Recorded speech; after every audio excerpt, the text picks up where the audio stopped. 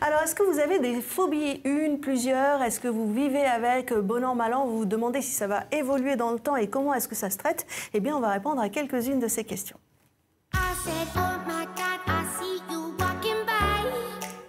Anne Sauvager, je rappelle, vous êtes psychiatre au CHU de Nantes. J'ai donné quelques exemples, les araignées, les serpents, l'avion. Ça, ce sont les phobies les plus courantes que vous constatez chez vos patients? Oui, les maladies aussi, la peur d'être dans un lieu élevé, aussi la peur d'être dans un lieu clos, par exemple dans un ascenseur, des lieux très fermés, la peur aussi d'être dans la foule. Donc là, par exemple, c'est la période des marchés de Noël, ça, ce sont parmi les plus fréquentes. Puis après, il y a autant de phobies qu'il existe de situations ou d'objets, c'est-à-dire c'est vraiment à l'infini. Ah oui, elles se déclinent vraiment à l'infini. Donc on peut avoir vraiment peur de tout? On peut avoir peur de tout et peur de rien aussi. C'est-à-dire, je pense que c'est important de rappeler tout d'abord que la peur est un phénomène naturel. Par exemple, si là, il y a un lion qui débarquait sur le studio, ce que j'espère pas, ce serait tout à fait normal d'avoir peur parce que ça générerait une réaction de stress pour pouvoir se mettre en condition pour rester en vie ou en tout cas survivre. C'est l'instinct naturel. Exactement. De survie. Mais alors qu'est-ce qui différencie, on va dire, une peur, comme là, ça serait tout à fait justifié, avec une phobie? Alors en fait, peur et phobie, ça veut dire la même chose, sauf que le phobie vient du grec. Donc en médecine, on utilise souvent des mots un petit peu compliqués, en fait, qui sont très simples une fois qu'on les a expliqués. Et une peur ou une phobie va être pathologique lorsqu'il n'y a pas vraiment de raison objective. Par exemple, si je vois une petite araignée là au bout du plateau, l'araignée va pas me sauter dessus, va pas me manger. Pour autant, ça peut me mettre dans un état d'anxiété intense, voire de fuite, et provoquer des réactions, on va dire, disproportionnées, qui dans ce cas vont entraîner des retentissements sur ma vie personnelle, professionnelle, voire affective, et qui peuvent m'amener à consulter.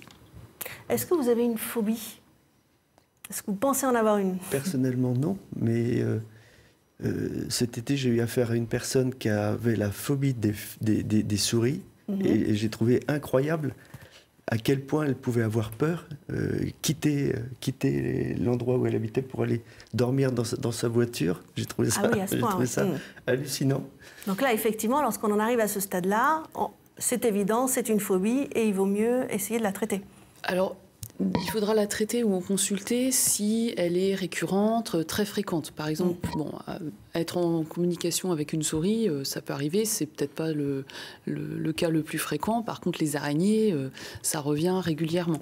Donc les situations, si elles sont assez exceptionnelles, ne vont pas forcément être un motif de consultation. Si j'ai une phobie des lions, il suffit que j'aille plus aux zoos, puis comme bientôt il n'y aura plus d'animaux sauvages dans les zoos ou dans les cirques, à moins d'aller en Afrique ou faire des safaris, ma phobie du lion risque d'être limitée. Donc ça, ce sont des conduites, on va dire, d'éviction, c'est comme ça qu'on dit? D'évitement. D'évitement. On y est presque. C'est-à-dire que si j'ai une peur, on va dire, très, très extrême par rapport à une situation, le sang, un petit animal, et que ma vie m'amène à être fréquemment en relation avec cette situation ou cet objet, eh bien, je vais faire en sorte d'éviter d'être en situation et je vais développer des conduites d'évitement. Donc, en fonction de mon travail, de mes occupations, de mon insertion professionnelle et familiale, ça peut amener à des comportements parfois un peu irrationnels ou inappropriés. Et les personnes vont en souffrir parce qu'elles vont se rendre compte que ça peut avoir un côté un peu absurde et peuvent en ressentir de la honte.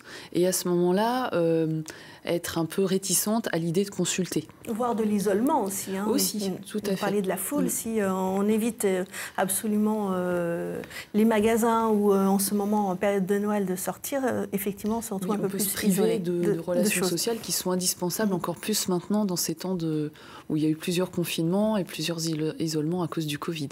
Alors en ce moment, on parle justement de natalophobie, la peur des fêtes de Noël. C'est justement par rapport à cette agoraphobie, donc la peur de la foule, la peur aussi de se retrouver en famille, et il y a aussi la peur de la maladie. Vous le constatez beaucoup, vous, en ce moment, justement, à cause du coronavirus? Oui, il y a une recrudescence, mais tout à fait justifiée, de la peur de la contamination, et qui est tout à fait réelle.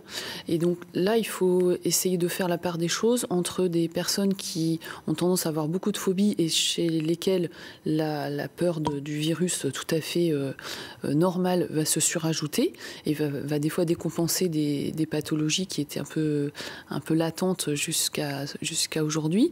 C'est un effet déclencheur. Oui, un effet déclencheur, et puis une peur tout à fait rationnelle. Enfin, aujourd'hui, si j'évite d'aller voir des amis, c'est pas une conduite d'évitement, c'est quelque chose qui est fait pour me préserver. C'est de la précaution. Voilà, c'est de la précaution. Donc, vous voyez, il y a tout on va dire, une analyse de la situation qui est nécessaire pour faire la part des choses entre ce qui relève, on va dire, de normal et de la vie normale et de l'adaptation à la vie et à ses contraintes. Le Covid nous a quand même bouleversés dans beaucoup de nos repères. Et puis, ce qui relève de la pathologie, avec tout un autre cortège de signes. C'est-à-dire les patients qui vont venir consulter ont très souvent une anxiété importante associée, font parfois des crises de panique ou des crises d'angoisse, et c'est un retentissement sur le sommeil, sur la qualité de vie.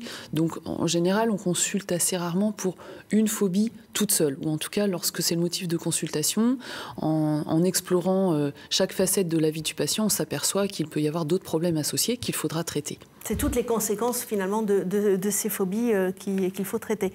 Justement, comment est-ce que ça se traite ? Qu'est-ce que vous utilisez comme méthode ? Lorsqu'on a une phobie simple ou une phobie spécifique, ça veut dire la même chose. Par exemple, on va reprendre un exemple simple, la phobie des araignées.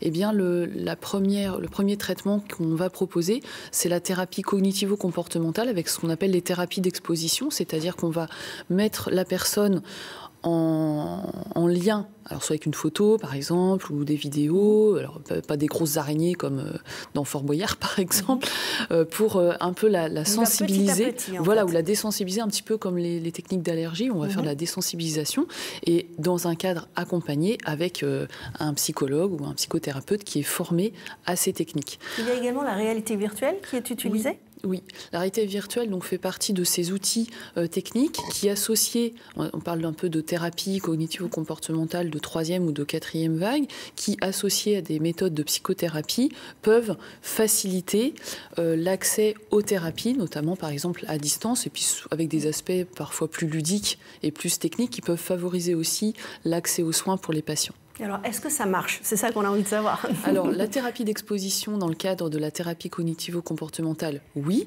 Après, la réalité virtuelle, c'est un outil supplémentaire. Donc, c'est important de l'évaluer avant de se jeter à corps perdu sur ces techniques. Chaque fois qu'il y a une nouvelle technique ou une nouvelle thérapie, il faut pouvoir l'évaluer pour, après, pouvoir dire sérieusement, oui, c'est valide ou non, c'est pas valide, parce que... Et pour les techniques plus traditionnelles, si on vient pour une peur simple, une phobie simple, il faut combien de consultations pour se dire, bon, c'est bon, je peux rentrer à la maison maintenant ? En général, ça sera une dizaine de consultations. Après, s'il y a d'autres phobies associées ou d'autres troubles anxieux, par exemple, ou des états dépressifs caractérisés, il faudra peut-être des fois plus de sessions. Et puis, dans le cas de la dépression, y associer un traitement médicamenteux.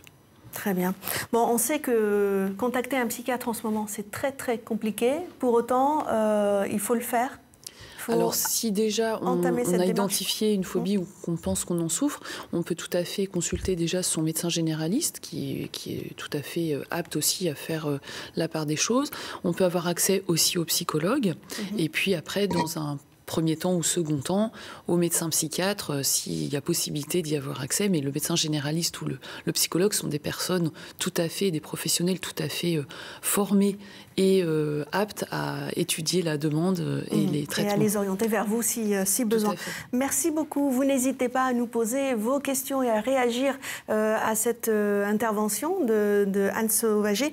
vef.pdl@francetv.fr. Vous le savez, il y a une seule adresse pour nous contacter. C'est très simple, donc n'hésitez pas à le faire. Marc, alors, ça vous a inspiré ? Oui, j'avais une question. J'ai un casque de réalité virtuelle avec un jeu où on marche sur une planche au-dessus du vide.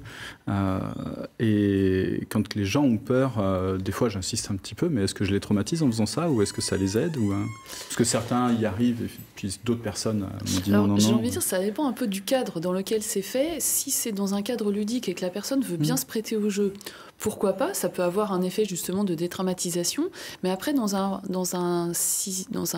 une ambiance où on peut se sentir un peu obligé, ça peut éventuellement déclencher de véritables attaques de panique et du coup augmenter le sentiment de honte ou de culpabilité de l'ami qui aura bien voulu se prêter au jeu. Donc j'ai envie de dire, ces petites expériences-là, faut que ça reste... Avec des pincettes. Voilà, des pincettes. Amicales, puis surtout. Dans un contexte amical, de bienveillance aussi, parce que sinon après il faudra rattraper les pots cassés, c'est pas toujours évident. Mais ce type de dispositif fait l'objet d'études pour justement voir son utilité au quotidien. Inciter, mais pas trop, quoi. Voilà.